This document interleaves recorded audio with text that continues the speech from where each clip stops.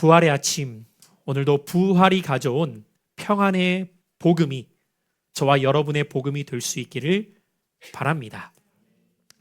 오늘 2026년 부활의 아침, 여러분은 평안하십니까? 우리는 서로를 향해 이렇게 인사할 때가 있죠. 평안하십시오. 그리고 예배를 마치고 돌아갈 때에도 이 한 주도 평안히 살아가십시오 라고 인사를 하곤 합니다. 그런데 예배를 드리고 찬양을 하고 은혜를 받았다고는 말을 할 때가 있지만 여전히 우리 마음속에는 평안보다 불안할 때가 있습니다. 살아가면서 우리의 인생 속에 때로는 자녀의 문제로 인하여서 불안합니다. 때로는 경제적인 어려움 때문에 불안할 때도 있어요. 건강의 문제 앞에서 염려가 찾아올 때도 있고 관계의 갈등이 우리를 지치게 만들 때도 있습니다. 뉴스를 보다 보면 매일같이 불안한 소식들로 가득 차 있습니다. 무엇보다도 혼자 있을 때에 우리 안에 찾아오는 불안감이 느껴질 때가 있죠. 앞으로 괜찮을까? 이렇게 살아도 될까? 내일은 어떻게 될까? 라는 여러 문제들로 인하여서 우리의 마음은 평안보다는 두려움과 불안이 채워질 때가 많이 있습니다. 신앙생활을 하면서도 불안할 때가 있고 믿는다고 말하면서도 마음이 흔들릴 때가 있습니다. 우리는 이 부활의 아침 축제와 같이 기쁘고 감사합시다 라고 말은 하면서도 마음 한켠에는 여전히 불안과 두려움이 그 자리를 자리매김할 때가 있다는 것이죠. 그런데 우리만 그런 것이 아닙니다. 오늘 우리가 함께 읽었던 이 요한복음 20장의 말씀은 부활의 이야기 가운데 축제와 기쁨일 것 같지만 이 요한복음 20장 함께 읽은 말씀을 보면은 제자들의 두려움과 불안한 모습이 얼마나 큰지를 우리에게 보여주고 있는 것이죠. 자, 그런 의미에서 살펴볼 때에 우리만이 아니라 인생을 살아가고 있는 사람들마다 저마다 다 두려움과 불안이 있음을 알게 되죠. 오늘 제자들이 얼마나 두려웠던지 문을 닫고 있습니다. 원어적 의미를 보면 그냥 문을 닫고 있는 것이 아니라 굳게 문을 걸어 잠갔다는 뜻이에요. 왜 이들은 이렇도록 굳게 문을 걸어 잠글 수밖에 없었던 것일까요? 무서웠기 때문이에요. 그들은 지금 예수님을 따랐던 사람이었고 예수님의 기적을 보았던 사람이었습니다.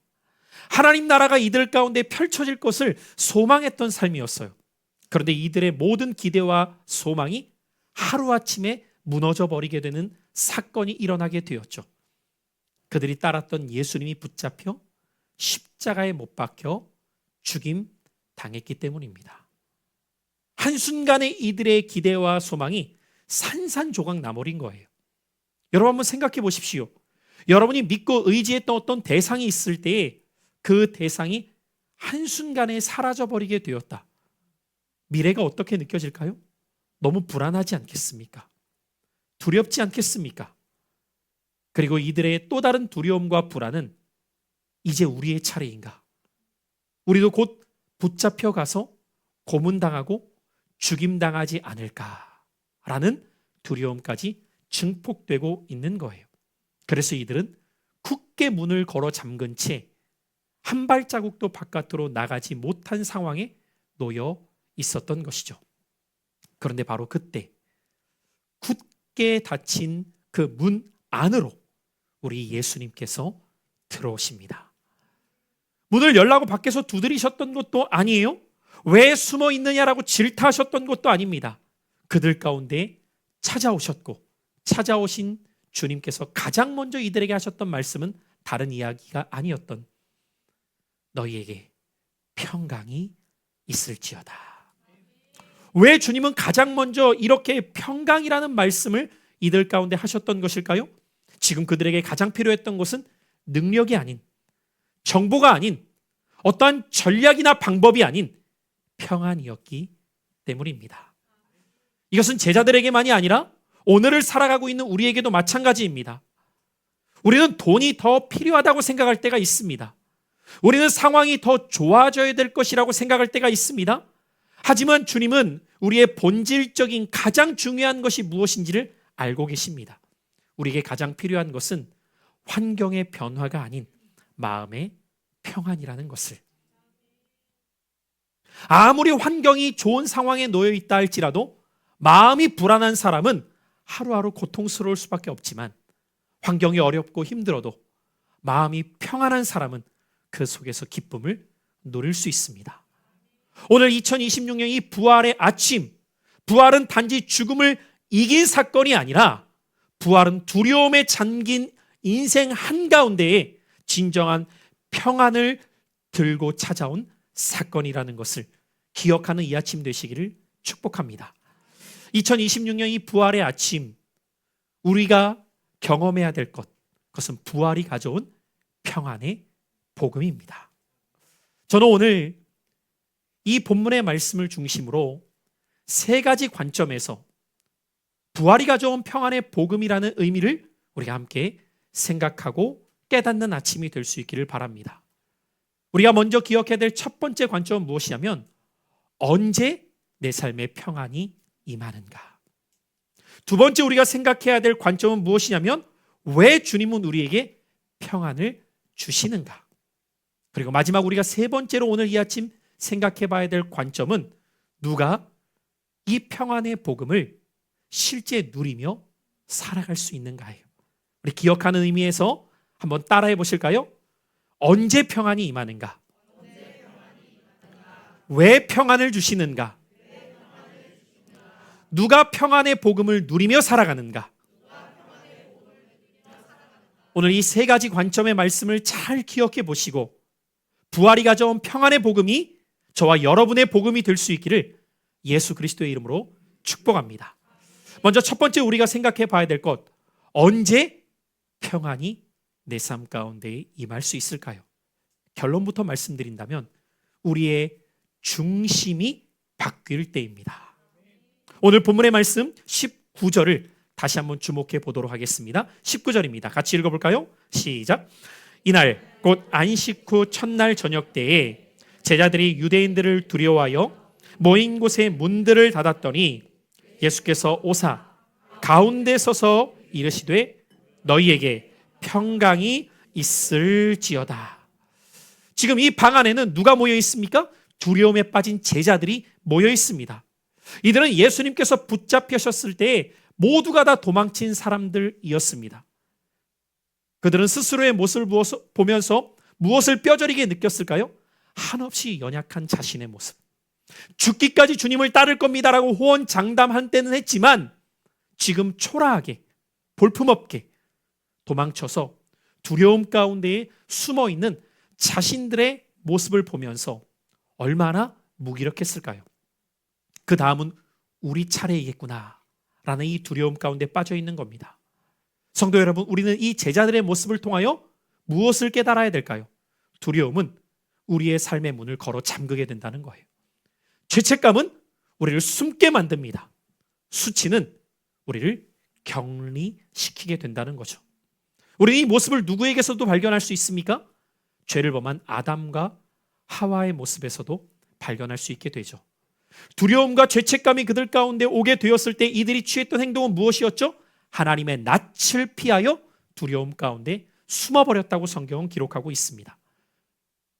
결국 이 두려움과 죄책감은 하나님에게서, 그리고 사람들에게서, 심지어 자기 자신에게서조차 숨게 만든다는 거예요. 그런데 놀랍게도 바로 이 지점에서부터 복음이 시작됩니다. 두려움과 죄책감 가운데 숨어 있었던 제자들, 이들에게 복음이 들려오기 시작해요. 오늘 본문은 놀라운 사실을 말하고 있는데, 굳게 문을 걸어 잠그고 안에서 두려움 가운데 떨고 있었던 제자들에게 예수님이 찾아오셨다는 것입니다. 여러분, 제자들은 그들이 문을 열지 않았습니다. 그 죄책감에서 벗어나서 이제 예수님 들어오십시오라고 예수님을 요청하고 있었던 것이 아니었어요. 그렇다고 이들이 기도하고 있었습니까? 예수님 제발 두려움 가운데 우리들에게 찾아와 주십시오, 이렇게 기도하고 있었던 것도 아니었어요. 그런데 놀라운 것은 이들이 예수님을 찾았던 것도 아니고 이들이 예수님을 기다렸던 것도 아니었는데 예수님이 이들 가운데 찾아오셨다는 것입니다.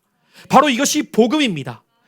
복음은 내가 주님을 찾아가는 것이 아니라 주님이 우리를 찾아왔다는 소식이에요. 우리는 주님을 찾아갈 생각조차 하지 못하고 있었을 때가 있었습니다. 내 인생의 무기력함 속에, 두려움 가운데에서, 죄책감 가운데 떨고 있었을 때에 우리 주님께서 그런 우리의 굳게 걸어다든 마음 가운데 찾아오셨다는 거예요. 우리가 문을 열 자격이 있어서가 아니라 우리가 문을 힘을 열 조차 없었을 때 주님께서 우리에게 찾아오셨다는 것이죠. 이것이 복음이에요. 로마서 5장 8절은 우리에게 이렇게 말씀하고 있습니다. 우리가 아직 죄인 되었을 때 그리스도께서 우리를 위하여 죽으심으로 하나님께서 우리에게 대한 자기의 사랑을 확증하셨느니라. 여러분, 이 말씀은 우리에게 무엇을 가르쳐주고 있습니까? 우리가 아직 죄인 되었을 때라는 거예요. 자격 없었다는 겁니다. 우리가 준비되어 있고 갖추었기 때문에 주님이 찾아오신 것이 아니라는 거예요.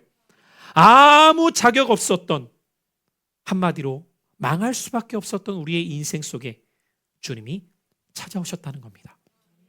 부활의 주님은 능력 있는 사람에게 찾아오신 것이 아니었다는 거예요. 부활의 주님은 강한 사람에게 찾아오신 것이 아니라는 겁니다. 부활의 주님은 자격 있는 사람에게 찾아온 것이 아닌 두려움에 빠진 죄책감 속에 허우적대고 있었던 제자들에게 찾아오셨습니다. 그 주님은 오늘 우리의 인생에도 찾아와 주시는 주님이십니다. 특별히 우리가 19절에서 주목해야 될 표현이 있어요.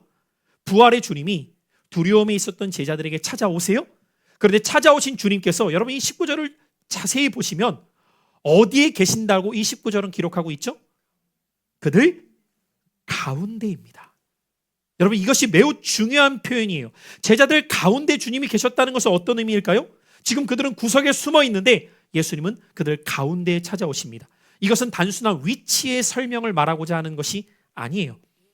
부활은 주변부에 밀려났던 주님을 중심부로 다시 세워주셨다는 선언입니다. 십자가는 예수를 세상 밖으로 내몰았지만 부활은 그분을 다시 중심에 세웠습니다. 그리고 그 중심에 서신 주님이 제자들의 삶의 중심을 다시 정렬하시기 위하여 그들 가운데 계시는 거예요. 여러분, 지금 제자들의 중심에는 뭐가 차 있죠? 두려움이 중심이었어요. 죄책감이 중심이었어요. 수치가 중심이었어요. 그러나 실패가 중심이었던 이들의 삶을 다시 그리스도가 중심되게 하시도록 그들 가운데 오셨다는 거예요. 여러분, 그래서 평안은 상황이 바뀌어 오는 것이 아닙니다. 중심이 바뀔 때에 임하게 됩니다. 언제 평안이 임한다고요? 우리의 중심이 그리스도로 바로 서게 될 때입니다. 여러분, 2026년 이 부활의 아침, 여러분의 중심은 무엇 위에 세워져 있습니까? 두려움입니까? 죄책감입니까? 실패의 수치입니까? 그것이 여러분의 인생의 중심이 아닌 예수 그리스도께서 이 부활의 아침, 여러분의 삶의 중심에 서시기를 예수님의 이름으로 축원합니다. 그때 우리의 인생은 평안을 경험할 수 있게 된다는 거예요. 여러분, 생각해 보십시오. 제자들은 지금 도망쳤어요. 베드로는 부인까지 했습니다. 아무도 십자가 곁에 남아 있었던 제자들이 없었어요. 그런데 놀랍게도 우리 주님은 이들의 과거를 들추지 않아요. 여러분, 만약에 부활의 주님이 찾아오셔서 제일 먼저 하셨던 말씀이 너 왜 그랬어? 무섭지 않아요? 이 2026년 여러분에게 찾아오셔서 너 신앙생활 왜 그렇게 해? 너 왜 그러고 있는 거야? 이렇게 말씀하신다면 아무도 그분 앞에 설 자가 없어요. 그런데 가장 먼저 찾아오신 주님은 우리에게 이렇게 말씀하십니다. 너희에게 평강이 있을지어다. 언제 이 평강이 우리에게 임합니까? 그 주님이 나의 인생의 중심에 설 때예요. 여러분, 이 평강은 막연한 위로가 아닙니다. 이미 값을 치르신 선언이에요. 평강이 있으라라는 이 표현은 법적 효력을 갖는 선언이라는 거예요. 주님은 그 값을 이미 십자가에서 치르셨기 때문입니다. 왜 주님은 우리의 죄를 묻지 않으십니까? 죄의 값을 지불하셨기 때문이죠. 이미 값을 지불하셨기 때문에 우리에게 어떤 죄가 있는가를 물으시는 것이 아니라 그 값을 치르신 주님께서 우리에게 평강의 복음을 전해 주실 수 있었던 거예요. 이것이 부활이 가져온 복음입니다.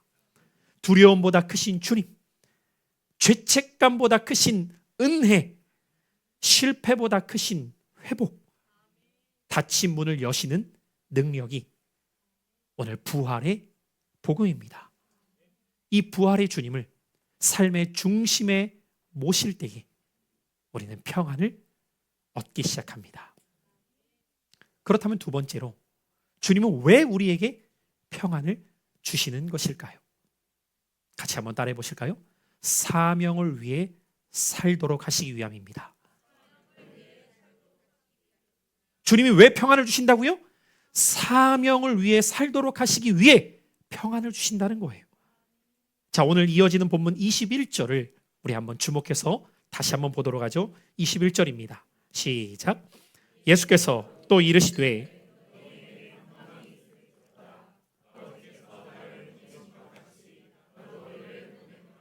지금 예수님은 19절에서도 21절에서도 너희에게 평강이 있을지어다 반복해서 말씀하십니다. 그런데 이 평강을 말씀하시는 이유가 무엇 때문인가를 21절 하반절에 보니까 아버지께서 나를 보내신 것 같이 나도 너희를 보내기 위해서래요. 자, 여러분 이 순서를 잘 보십시오. 평강이 먼저입니까? 보냄이 먼저입니까? 평강이 먼저입니다. 사명이 먼저입니까? 은혜가 먼저입니까? 은혜가 먼저입니다. 우리는 무엇을 하여서 은혜를 얻는 것이 아닙니다. 은혜를 입었기 때문에 그 은혜에 감격하며 무엇을 하게 되는 것입니다. 우리의 어떠함이 그분의 은혜를 입게 하는 것이 아니라 그분이 주신 은혜 때문에 우리는 무엇인가를 행할 수 있는 신앙이 되는 거예요. 어떤 분들은 신앙생활하면서 이렇게 생각하는 분들이 있어요. 좀 더 준비되면 봉사하겠습니다. 신앙이 더 자라면 헌신하겠습니다. 내 문제가 정리되면 사명에 집중하겠습니다 라고 말해요. 그런데 여러분 오늘 본문을 자세히 보십시오.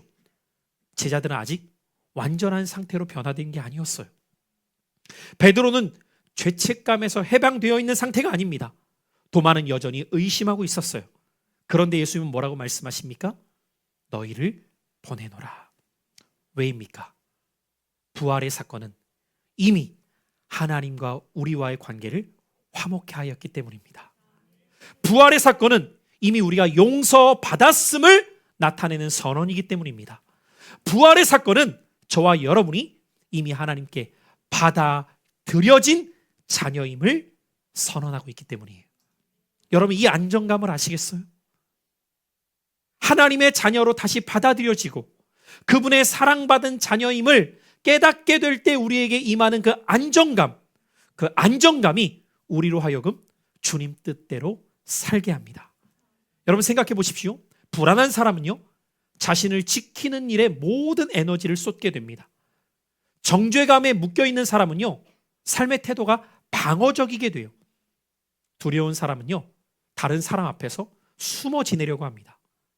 그러나 용서받은 사람은 담대해집니다. 받아들여진 사람은 기쁨이 회복됩니다. 하나님과 화목해 된 사람은 세상과의 화목을 위하여서 살아가기 시작해요. 이것이 복음적 삶이에요. 여러분 오늘 이 21절의 구절은 단순한 파송 명령이 아닌 보냄의 방식까지도 우리에게 알려주고 있어요. 아버지께서 나를 보내신 것 같이. 자, 그러면 우리가 보냄받는 삶의 모습은 어떻게 되어야 한다는 것입니까? 예수님 같이 되어야 한다는 거죠. 예수님은 어떤 분이셨죠? 정죄하지 않으셨어요. 비난하지 않으셨습니다. 예수님은 긍휼과 사랑으로 죄인을 품으셨습니다. 잃은 자를 찾으셨습니다. 그렇다면 우리도 같은 방식이어야 돼요. 복음적 삶은 우리가 더 우월하기 때문에 무엇을 행하는 것이 아니라 십자가를 통과한 겸손으로서 세상을 품기 위해 나아가는 거예요. 여러분이 정말 복음적 삶을 살아가게 된다면, 제가 지난 주일에도 여러분에게 새 시대는 복음적 사고의 틀을 가져야 된다고 말씀을 드렸죠. 이 복음적 사고의 방식을 내 삶 가운데 적용하게 될 때에 우리의 삶은 어떻게 달라지게 되느냐? 가정에서는 인정받기 위하여서 살아가는 것이 아니라 섬기며 살아가는 것이 기쁨이 됩니다. 교회에서는요, 높아지기 위해서 힘쓰는 것이 아니라 낮은 곳에서 섬기는 기쁨을 알게 됩니다. 일터에서는요, 내가 억울한 일을 당하고 내가 손해를 겪는 일이 있어도 주님은 아신다라는 주님께 맡겨드리는 믿음 속에서 정직하게 살아가게 돼요.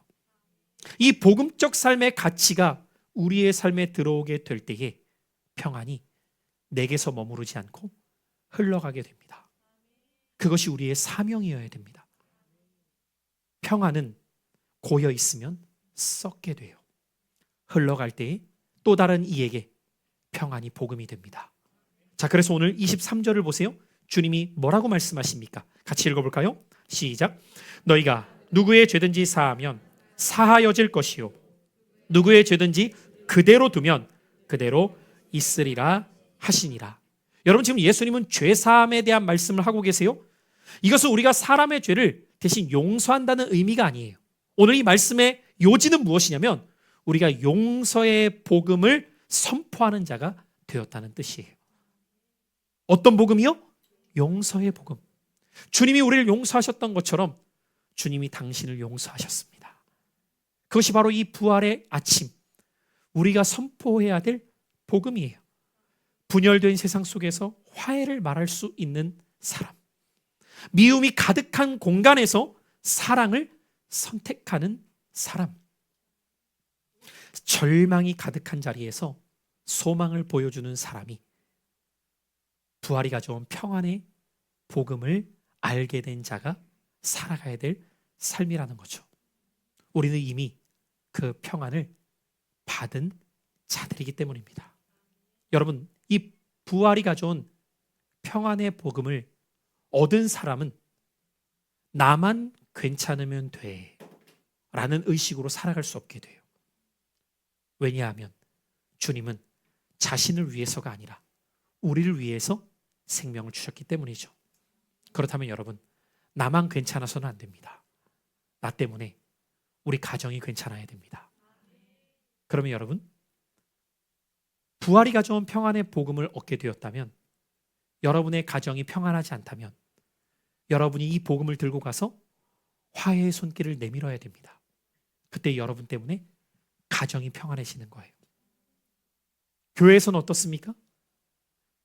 나만 은혜 받으면 되는 것이 아닙니다. 교회에서는 그 은혜가 또 다른 사람에게 흘러가도록 여러분이 섬김의 자리로 가서 다른 이가 은혜 받는 일에 통로가 되어 주어야 됩니다. 일터에서는 어떻습니까? 모두가 부정직하게 살아가고 있을 때에도 정직하여 손해본다 하여도 정직하게 살아갈 수 있게 될 때에 평안의 복음이 흘러가게 돼요. 여러분 기억하십시오. 전도는 프로그램이 아닙니다. 전도는 무엇인지 아십니까? 평안을 가진 자가 불안한 자에게 다가가는 것이 전도입니다. 여러분 세상을 보십시오. 얼마나 많은 사람들이 불안 가운데 살아가고 있는가를 우리는 쉽게 볼 수 있어요.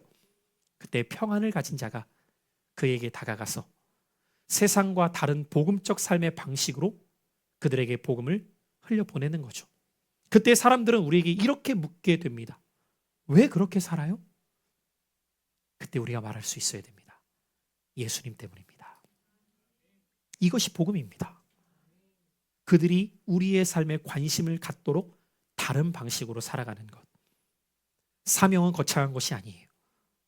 복음이 우리의 삶의 실제가 되는 겁니다. 자, 그럼 마지막으로 누가 이 평안의 복음을 정말 누리면서 살아가는 자가 될 수 있습니까? 오늘 본문 22절을 한번 보십시오. 이 말씀을 하시고 그들을 향하여 숨을 내쉬며 이르시되 성령을 받으라. 누가 이 평안의 복음을 정말 실제 누리며 살아갈 수 있습니까? 성령님과 함께 동행하는 사람입니다. 사랑하는 성도 여러분, 예수님은 제자들을 보내시기 전에 먼저 성령을 받으라고 말씀하셨어요. 왜일까요? 복음적 삶은 내 의지로 살아갈 수 있는 것이 아니기 때문이에요. 여러분, 우리가 이렇게 하나님의 말씀을 듣잖아요. 그러면 종종 우리의 마음 가운데 결심을 하면서 이렇게 생각을 해요. 이제부터 선하게 살아야지. 화내지 말아야지.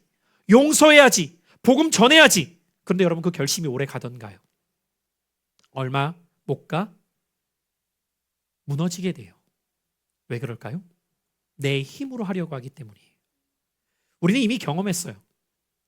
화내지 않겠다고 결심했는데 하루 만에 화내고 있는 나의 모습을.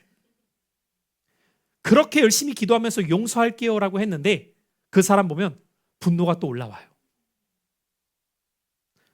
염려하지 않겠다고 했는데 밤이 되면 또다시 걱정과 근심하고 있어요.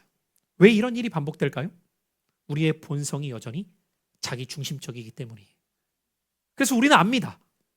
말씀을 듣고 결심한다고 되는 것이 아님을. 신앙생활 하면서도 이렇게 살아야지 라고 해서 사라진다면 얼마나 쉽겠어요. 근데 그러지 못한 자신의 모습을 자기 스스로가 가장 자주 경험하게 되죠. 그러다 보니 또다시 상처받으면 방어하게 되고 위협받으면 공격하게 되고 불안하면 숨어가게 돼요. 여러분, 율법과 복음의 차이가 어디에 있습니까? 율법은 이렇게 살아라 라고 우리에게 말하지만 살 능력을 줄 수가 없어요. 그러니까 괴로운 거예요. 하나님의 말씀을 율법적으로 듣고 신앙생활하면 이렇게 살아야 됩니다 라고 말씀을 열심히 듣는데 그럴수록 짐만 더해져요. 살 수 없는 자신의 한계 앞에 괴로워지거든요. 근데 복음은 우리에게 이렇게 말합니다. 내가 너와 함께 살아가겠다. 그분이 바로 성령님이십니다. 성령님은 우리 가운데 임하셔서 우리와 함께 하시겠다고 말씀하십니다. 여러분, 성령으로 살아간다는 것은요, 더 종교적인 사람이 된다는 의미가 아니에요. 성령님과 함께 살아간다는 것은 어떤 의미입니까? 내가 인생의 주인이었던 자리에서 내려와서 예수 그리스도가 내 인생의 주인 되심을 인정하는 삶이 성령과 함께 살아가는 겁니다. 그래서 갈라디아서 2장 20절 하반절은 이제는 내가 산 것이 아니요 오직 내 안에 그리스도께서 살아가시는 것입니다. 성령님은 예수님의 생명을 우리 속에 재현시켜 주시는 분이십니다.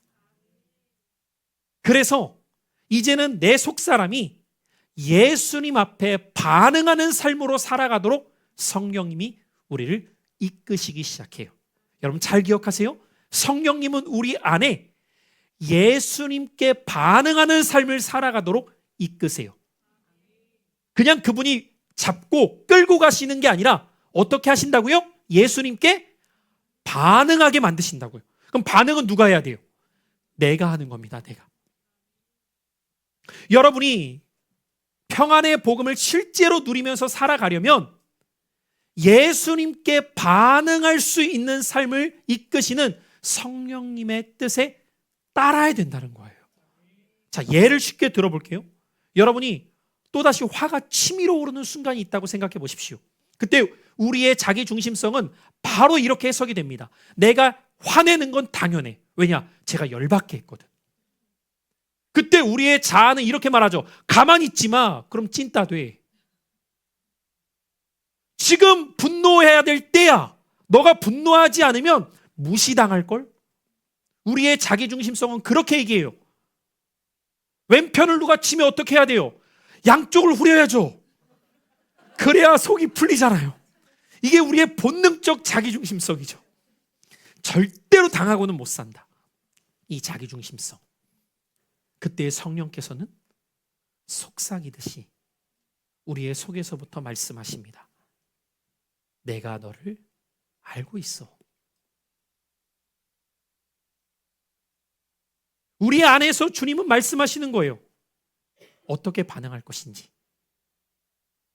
되갚을 것인지, 주님처럼 참고 견딜 것인지. 이 순간 성령은 우리의 감정을 없애시지는 않아요. 감정은 상해요. 그런데 무엇을 다르게 한다고요? 반응을 바꾸게 하십니다. 감정은 상한다고요. 근데 반응이 달라요. 성령님과 함께 살아가게 될 때에 우리는 그 순간순간 예수님 앞에 반응이 올바르게 나타나도록 그분의 이끄심을 경험해야 됩니다. 여러분에게 염려가 밀려올 때가 있어요. 자녀 문제, 경제 문제, 건강 문제, 기도는 하면서도 여전히 불안할 때가 있습니다. 그때 성령께서는 여러분에게 즉각적으로 문제를 해결해 주시는 분이 아니라 여러분의 반응을 어떻게 하도록 이끄시느냐, 그 모든 것들을 나에게 맡겨라. 그럼 우리의 반응은 둘 중에 하나죠. 염려 속에서 고통할지, 그분께 맡기고 그분이 주시는 평안을 누릴지. 성령으로 사는 삶은 문제가 하루아침에 해결되는 삶이 아니라 문제를 주께 맡기는 삶입니다. 부활이 가져온 평안의 복음을 받았다는 것은 이제부터 성령을 따라 살아가겠다는 의미입니다. 그래서 예수님은 말씀하신 거예요. 성령을 받으라. 복음적 삶은 완벽한 삶을 말하는 게 아닙니다. 성령께 반응하는 삶을 말하는 거예요. 오늘도 작은 선택의 순간마다 우리는 이렇게 고백해야 됩니다. 성령님, 지금 제가 어떻게 반응하기를 원하십니까? 같이 한번 고백해 보실까요? 성령님, 제가 어떻게 반응하기를 원하십니까? 그럼 여러분, 성령님이 여러분에게 이렇게 말씀하실까요? 지금이 짜증날 때다. 지금이 원망할 때다. 바로 지금이야, 분노야. 아니요, 그렇게 말씀하시지 않아요. 지금이 기도할 때야. 지금이 감사할 때야.